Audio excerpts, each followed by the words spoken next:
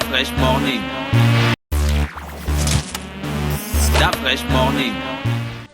Vous êtes sur les 104.5 Urban FM, la station urbaine. On est avec Jean-Paul. Jean-Paul, bonjour. Bonjour la fraîche. Je parie qu'on va parler de science ce matin. Oui, absolument, absolument. On va parler de science et de la mission justement sur Mars, la mission de la sonde Persévérance. Persévérance qui a réussi son, je ne dirais pas son atterrissage, mais on pourrait parler de marsalisage ou en quelque sorte. Là, tu veux inventer un mot. Là, voilà. non. Mais en tout là, cas, tu bref, veux inventer un mot. il est bien arrivé. Ça s'est posé sur Mars. Il Mars. s'est posé sur Mars et en toute sécurité. C'est une opération déjà qui était très délicate. Il faut savoir que la sonde Persévérance est partie de la Terre il y a 7 mois. Et lorsqu'elle est arrivée dans l'atmosphère martienne, eh ben, il y avait un problème, c'est que déjà, il fallait ralentir sa vitesse parce qu'elle arrivait à près de 20 000 km par heure. Et donc, 20 000 km oui, par 20 000 heure. km par heure. Et donc, on a déployé des parachutes qui avaient pour mission justement de freiner son arrivée. Et le fait que les frictions là, sur la capsule du fait du contact avec l'atmosphère martienne avait fait monter la température de la sonde jusqu'à 1300 degrés Celsius. Mais la sonde était protégée par un bouclier thermique. Et une fois que évidemment, elle a perdu l'essentiel de sa vitesse, et ben, ce bouclier thermique-là a sauté puisque, évidemment, la température autour de la sonde avait baissé. Ensuite, 8 rétrofusées se sont déclenchées pour permettre à ce que la sonde puisse se poser sans le moindre incident sur le sol martien. Et donc, il était aux alentours de 21h37 heure de Californie. Et donc, ils ont envoyé, la sonde a envoyé ses 2 premières photos, notamment 2 photos de l'endroit où elle a justement, de l'endroit où elle s'est posée. Et donc, ça a été la partie la plus délicate de la mission qui s'est achevée avec succès.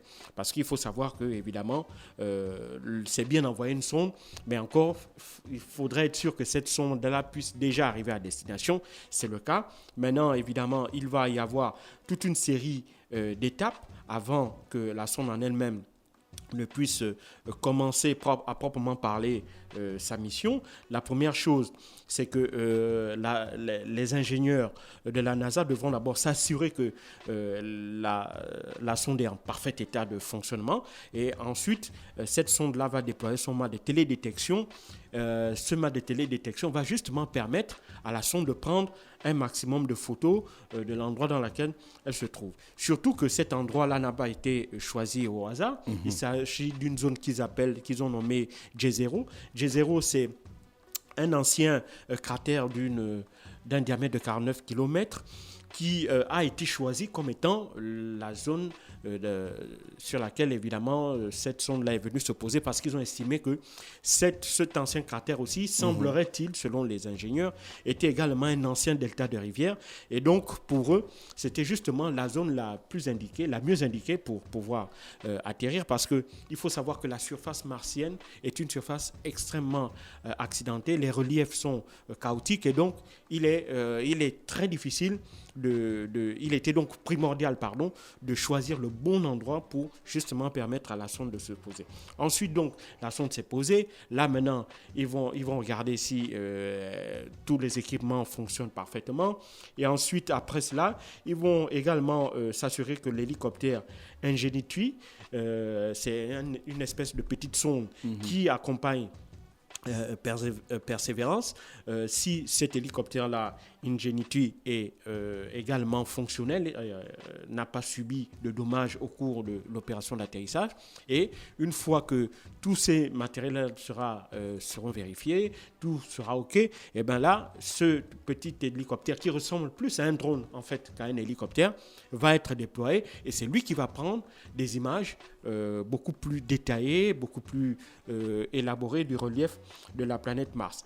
Mais évidemment, quel est l'objectif de cette sonde-là? Parce qu'il faut savoir que à côté de la sonde Persévérance, il y a déjà un robot qui est sur Mars. Ah bon? On en avait parlé ici, le robot Curiosity qui avait atterri en 2012. Mais pourquoi on dit donc que c'est un atterrissage historique? Non, il est historique parce que évidemment, déjà Curiosity a mis plus de temps pour arriver à Mars. Or là, vu dans les conditions, comme je l'ai décrit tout à l'heure, c'est-à-dire venir avec une vitesse de près de 20 000 km et pouvoir atterrir sans le moindre encombre, c'était l'un des défis qui était posé aux ingénieurs de la NASA. Surtout que la sonde n'a mis que 7 mois.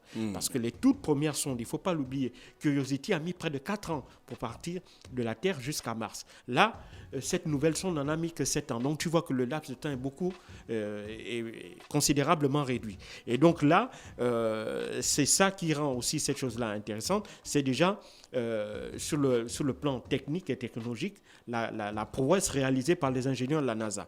Mais surtout qu'à l'opposé de Curiosity, lui, il était là pour prendre, si tu veux, des paramètres concernant le relief de la planète, prendre des informations topographiques, etc., etc. Donc, cette sonde, l'autre, la nouvelle Persévérance, elle vient pour des recherches un peu plus approfondies si tu veux, de Mars, et surtout pour déterminer si, évidemment, il y avait la vie sur Mars au moment où cette vie-là était en train de se mettre en place sur Terre. Parce que la planète Mars, c'est une planète bien plus ancienne que la planète Terre. Donc, est-ce qu'il y avait la vie sur Mars à un moment ou à un autre? C'est la raison pour laquelle cette sonde est là-bas. Et l'une des raisons aussi pour laquelle on a envoyé cette sonde dans la zone J0, comme je l'ai dit, ce cratère-là qui semblerait être un ancien delta de rivière, c'est que en général, la vie se forme ou s'est formée là où il y a des liquides, là où il y a de l'eau.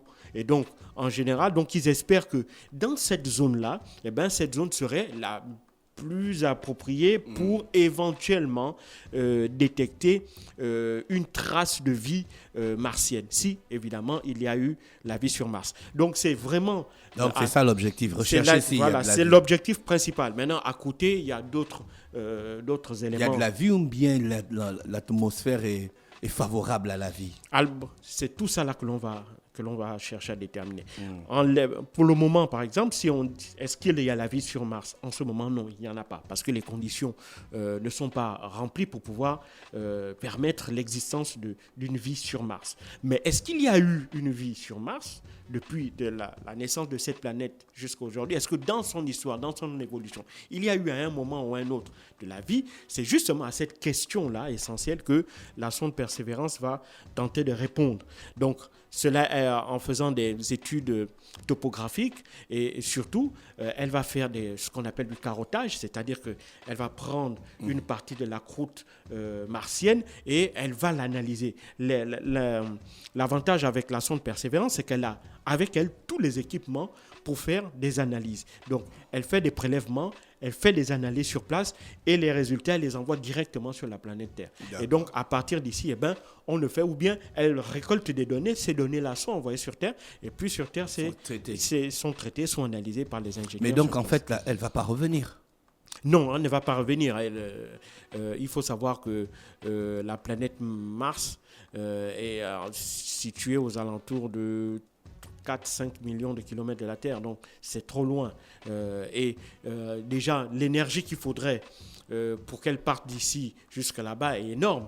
Et donc, il faudrait en plus qu'on lui fournisse l'énergie pour revenir. Ça aurait dit qu'on aurait dû mettre des équipements supplémentaires et cela l'aurait alourdi et cela aurait eu des conséquences sur l'opération en elle-même, en termes de coûts, en termes d'équipement. Donc, tout ça, ça devait rendre la chose beaucoup plus compliquée. Il ne faut pas aussi oublier, par exemple, qu'il y a 2 autres robots jumeaux qui avaient été envoyés en 2003, en 2004. C'était les robots Spirit et Opportunity, qui avaient été les tout premiers à se poser sur Mars. Ces robots-là, donc, avaient travaillé jusqu'à l'extinction de leur feu. Il faut savoir que, par exemple, le robot Spirit s'était arrêté en 2009 et le robot Opportunity s'était arrêté en 2019. Donc, en général, lorsque l'on envoie des équipements de ce genre sur cette planète, étant donné la distance qui la sépare de la Terre, en général, ça reste là-bas une bonne fois que leur mission a été achevée. Donc,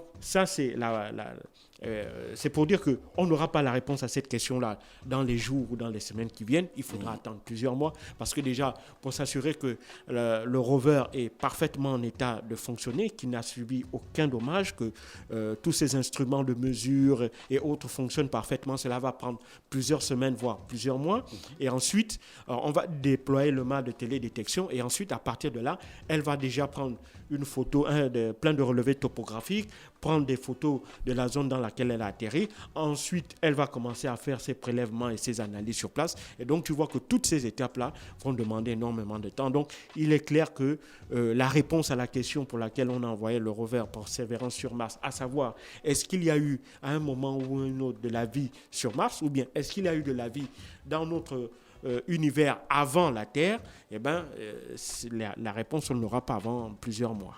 Merci Jean-Paul qui revenait donc sur l'actualité internationale ce matin sur les 104.5. On parlait donc de science, on parlait de la sonde Persévérance qui s'est posée sur Mars. Restez connectés sur les 104.5 Urban FM, la station urbaine dans le Da Fresh Morning. On se retrouve dans quelques minutes. Da Fresh Morning.